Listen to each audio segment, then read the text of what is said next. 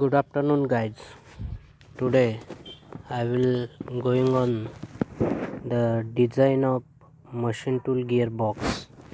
This is the first unit given in your syllabus. Okay. Already we have seen the unit number first.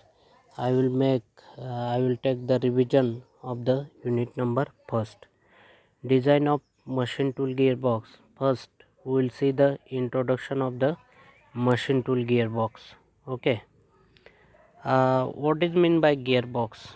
Gearbox is a mechanical device which is used for transmitting power from the prime mover to the machine with changing orientation of the drive, also changing torque and speed of the drive. Okay, what is the purpose of the using gearbox? We have seen in engineering application where the prime mover is required or prime mover is driving the machine, many times the gearbox is required.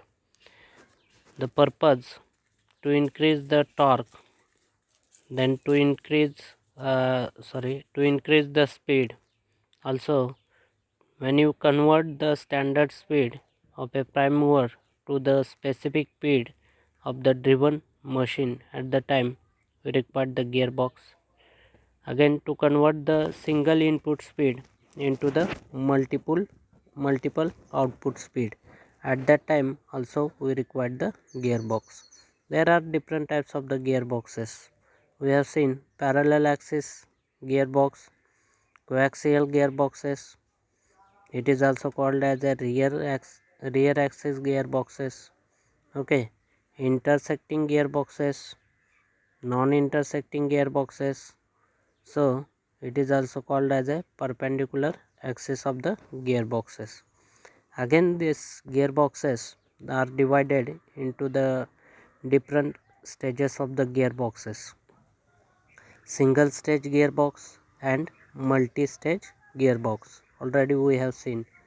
Again, they are divided into the speed, number of speed, single speed gearbox and multi-speed gearbox. The gearbox we are using, there are three types of the gearboxes: constant mesh gearbox, sliding mesh gearbox and standard mesh gearbox. Okay, according to the relative position of the input shaft and the output shaft, the gearboxes are classified into the main four categories or main four types. Okay, parallel axis gearboxes, coaxial gearboxes, intersecting axis gearboxes and non-intersecting gearboxes. Okay, we will see the details. First, see the difference between single speed gearbox and multi-speed gearbox. What is meant by single speed gearbox? If the gearbox operated with only one speed ratio, it is also called as a gear ratio. Only one speed ratio or gear ratio, it is called as a single speed gearbox. For example, for every input speed there is a only one output speed. Okay, if you have given number of input speed, then you will get the only one output speed. In the multi-speed gearbox, if the gearbox operates more than one speed ratio or gear ratio, it is called as a multi-speed gearbox. Okay, for every input speed there are more than one output speed, Okay, this type of gearbox we are using in the machine tool gearboxes and automobile gearboxes. Okay, we are studied in this unit multi-speed gearboxes. Okay, already we have studied, but I will take the small revision of the design of machine tool gearbox. Okay, then next, why we required the gearbox? Okay, why multi-speed gearbox are required in machine tool gearbox? Okay, we have seen in machine tool there are different operation like turning is there, machining is there, drilling is there, boring is there, etc. Okay, are required to the carried out on a workpiece. Okay, this operation is required carried out on the workpiece. Each machining operation is carried out at a specific cutting speed. Okay, specific cutting speed. Therefore, different machining operation require different spindle speed. Okay, each and every operation we require the different spindle speed, and different for that different spindle speed we require the specific cutting speed. In order to optimize the tool life and minimize the machining cost, okay, we need of the multi-speed gearbox.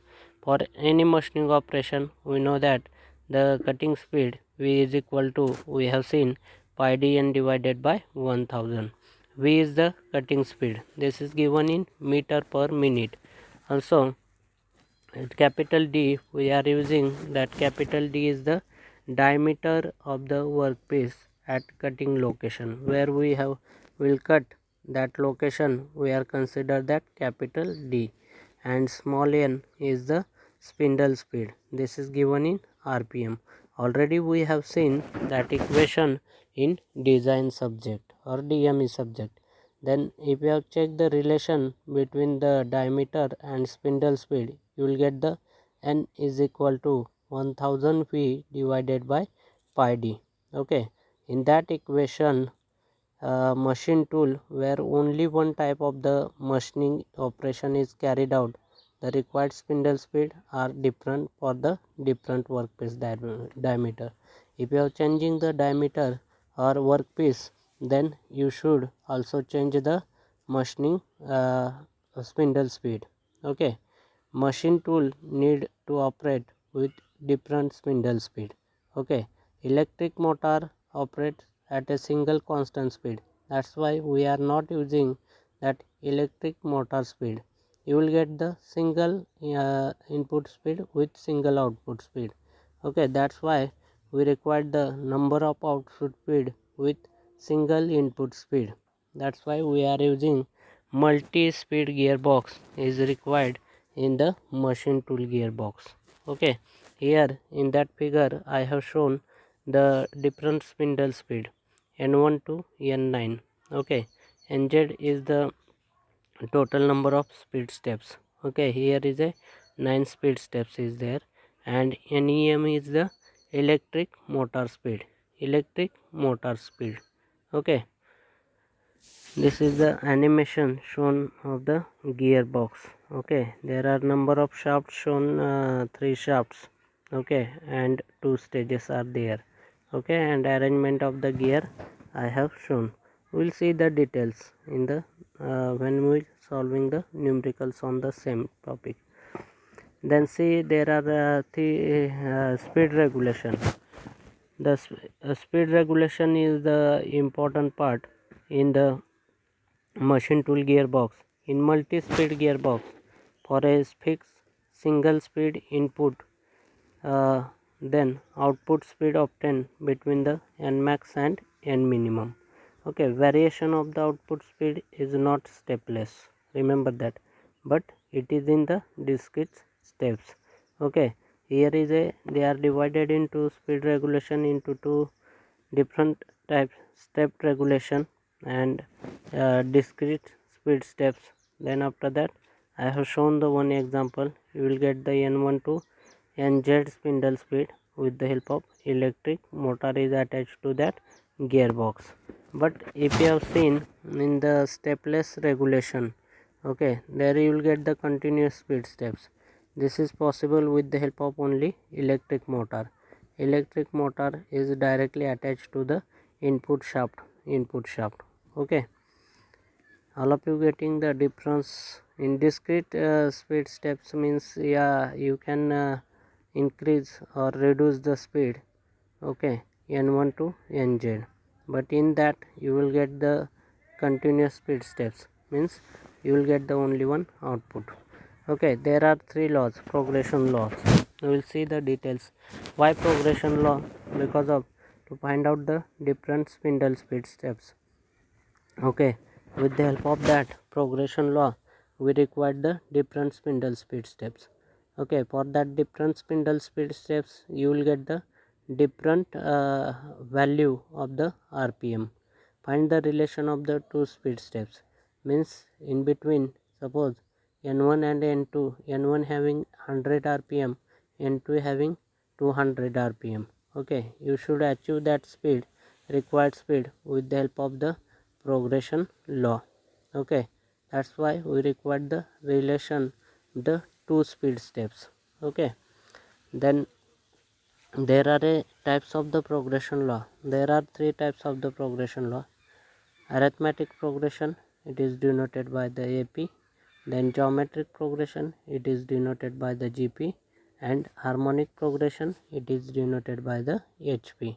Okay, already we have seen what is the arithmetic progression law. Here is a one example is given. Cutting speed, see, the cutting speed is given meter per minute. There is a motor is attached, input shaft, speed is given, and workpiece is there.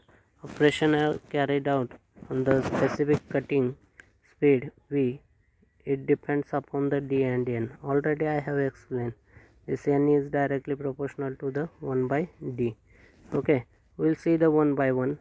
First is the arithmetic progression law. Okay, it is denoted by the AP. In arithmetic progression, it is the difference between any two successive spindle speed is constant. The difference between any two successive spindle speed is constant. Means the difference between N1 and N2, N2 and N3, N3 and N4, you will get the constant value. Okay. Speed steps based on the arithmetic progression. Let Z is equal to total number of speed steps. Okay, N1 to Nz. Okay, difference between two successive spindle speed is constant. It is denoted by the AT. AT is the common difference of the arithmetic progression. AT is the common difference of the arithmetic in the progression. Okay, this you will get the N2 minus N1 is equal to N3 minus N2 is equal to N4 minus N3 up to the Nz minus 1. You will get the constant value. Let N minimum is the minimum spindle speed, N max is the maximum spindle speed, N1 to Nz is the difference spindle speed are given. Ratio of two successive spindle speed, it is denoted by the pi. Pi is the speed ratio. Okay, you can write N2 divided by N1, pi is equal to N3 divided by N2, or pi is equal to N4 divided by N3. You can write generalize the formula, pi is equal to Nz divided by Nz minus 1. Okay, you should calculate the value of N1, N2, N3 and N4, N4 up to the Nz. I'll small that screen. Okay, remember that.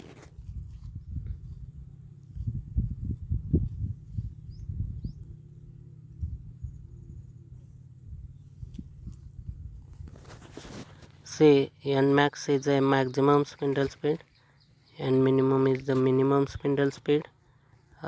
This is given in RPM. How to calculate the value of N2, N3, N4, okay, up to the Nz. How to calculate that value? N1 is equal to N1 plus 80. 80 you have given the common difference. Then N3 is equal to N2 plus 80. N4 is equal to N3 plus 80. And Nz is equal to Nz minus 1 plus 80. This is the generalized formula. Then with the help of, you can calculate the decay. Decay is the, what is the decay? You have given the particular spindle speed diameter to be machine specified cutting speed. P is equal to, we know that, pi dn divided by 1000. With the help of that formula, you can calculate the diameter. Okay, decay. Okay, specific cutting speed diameter. Then you can calculate the delta decay diameter range. With the help of, it is the difference between d2 minus d1, or you can calculate the upper limit of the diameter and lower limit diameter. We have seen already, it is denoted by dk and dk plus 1, both value. You should take the range of that diameter. Delta dk is equal to dk minus dk plus 1. You will get the range of the diameter. Okay, this is the one example is given related to the arithmetic progression. See, maximum spindle speed is given rpm and max 445 rpm. Minimum spindle speed is given 35 rpm and minimum, and number of speed steps z is equal to 12, and cutting speed is given 20 meter per minute. See, in that you should calculate the n1 to n max value. Okay, n minimum is given 35 and n max is given 445, and number of speed steps is given 12, right? 12 means you will get the 12 different spindle speed, n1 to n12, and you should also calculate the 80 common difference, n2 minus n1, or you should write the n3 minus n2. You will get the same common difference. And delta dk is the diameter range. Calculate dk minus 1 plus minus dk plus 1. Okay, in that table you can see the spindle speed n1 is the minimum spindle speed and n12 is the maximum spindle speed. In between you will get the different spindle speed, n2, n3, n4, n5 up to the n12. Okay, with the help of, we have seen the formulas, right? There is a n2 is equal to n1 plus 80, n3 is equal to n2 plus 80. With the help of that formulas you can calculate n1, n2 up to the n12 value. Okay, then how to calculate the pi? Pi, it is the ratio of the two successive spindle speed, n3 divided n2 divided by n3, or yeah, n4 divided by n3. You will get that ratio. Here is a n2 divided by n1, then you will get the 2.07, then n3 and next n3 divided by n2, you will get the 1.52. You will get the different geometric progression ratio for the up to the n11. Okay, then similar way you have to calculate the value of dk. Dk also similar way you have to find out. Dk is equal to, we know that dk is the particular spindle speed or upper limit of the diameter. This value how to calculate? Dk is equal to 1000 v divided by pi nk. With the help of cutting formula you can calculate the value of dk. Then second, delta dk. How to calculate that delta dk? Then it is the difference between the dk minus dk plus 1, upper limit of the diameter minus lower limit of the diameter. With the help of that formula you can calculate delta dk value. See, if you have calculate that all the values, then in that value obtain values in arithmetic progression at low spindle speed, the diameter range is very wide and hence there is a need to add more speed steps. Okay, we want to add the more speed steps between the calculated value, whereas high spindle speed, at the speed the diameter range is very narrow and hence we want the redundant some steps. If you have seen the first three value, see, spindle speed is a 35, second n2 is a 72 and n3 is a 109. Related that, check the diameter value, delta dk value. Okay, that table for 35 spindle speed you have the value of diameter 93.8, and the 72 you have the diameter range 29. Means here speed is increases and diameter is decreases. That's why we can say this arithmetic progression law is poor in low spindle speed range. Okay, low spindle speed range. Okay, this is our remark. Then see at the remark, at low spindle speed, already I have told the diameter range is wide and hence need to the more step between calculated value. Advantages of the AP and HP simple gear train arrangement. Disadvantages: there are two shafts, number of gear pairs are more, increases axial size of GB. After completion of AP, GP and again HP, we'll see the what is the difference in between that three in details. Okay, next progression law is a geometric progression law. Okay, what is mean by geometric progression law? It is denoted by the pi. In geometric progression, the ratio of any two successive spindle speed is constant. Already we have seen in the last progression law, the ratio of any two successive spindle speed is constant. You can write the ratio pi is equal to n2 upon n1 or n3 upon n4. You will get the same value.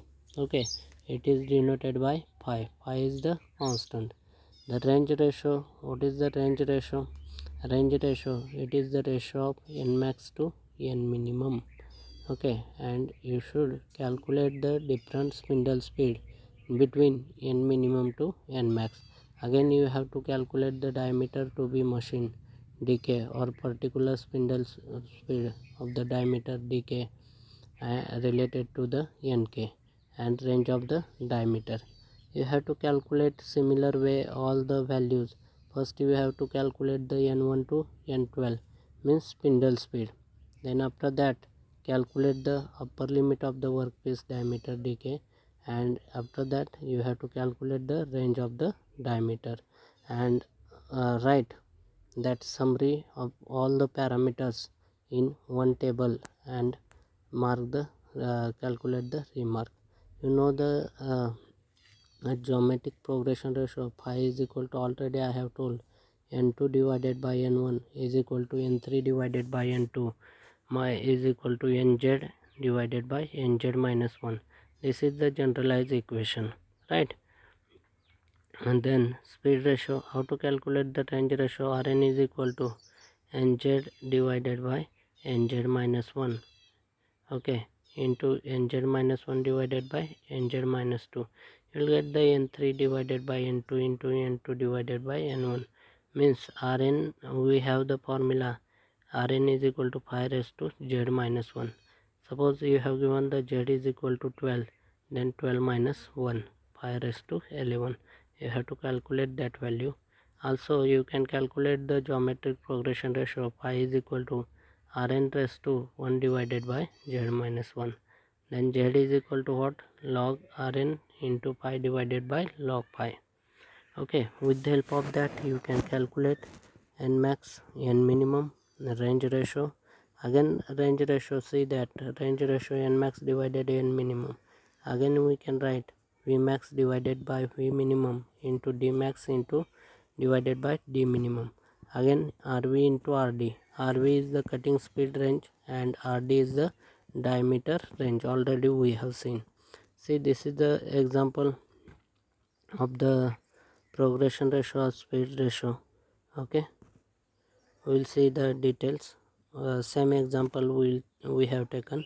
See in that table again first three value, spindle speed value n1 is equal to 35, then delta decay is 37, n2 is 44.1, then delta decay 29.86, n3 is equal to 50.6, 23.5.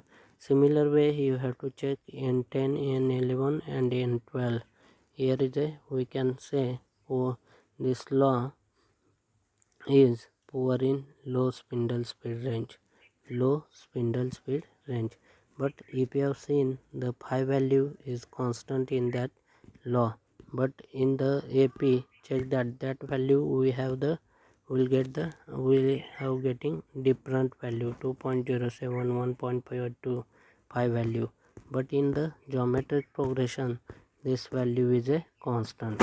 Okay, there are two advantages. in multi-speed drive with geometric progression gives constant loss of economic cutting speed in a total speed range and better gearbox design features. Okay, remember that.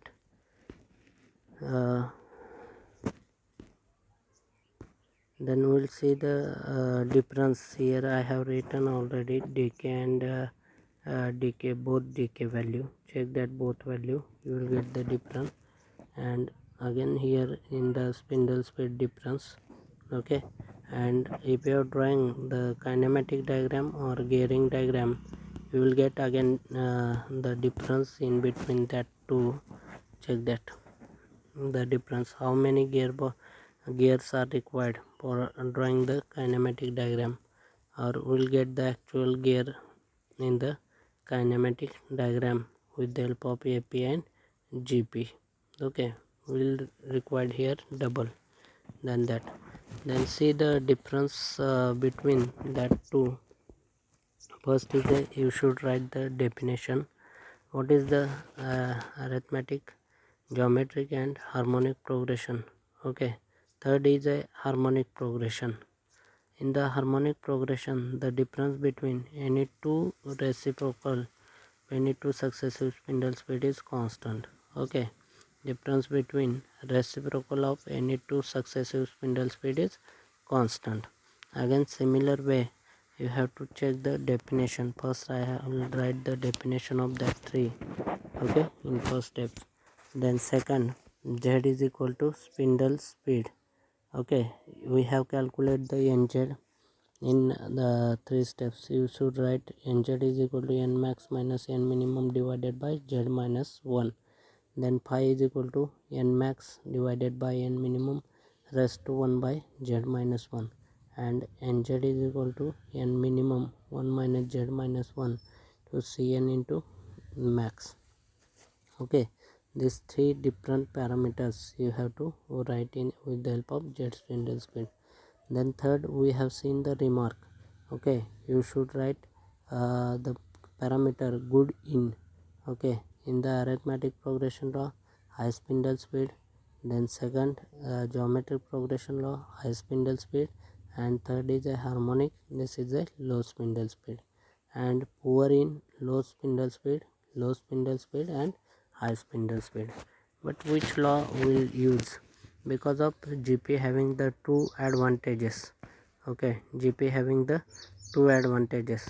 We have seen first is a economic cutting speed is a constant. Okay, and second is a better design gearbox feature.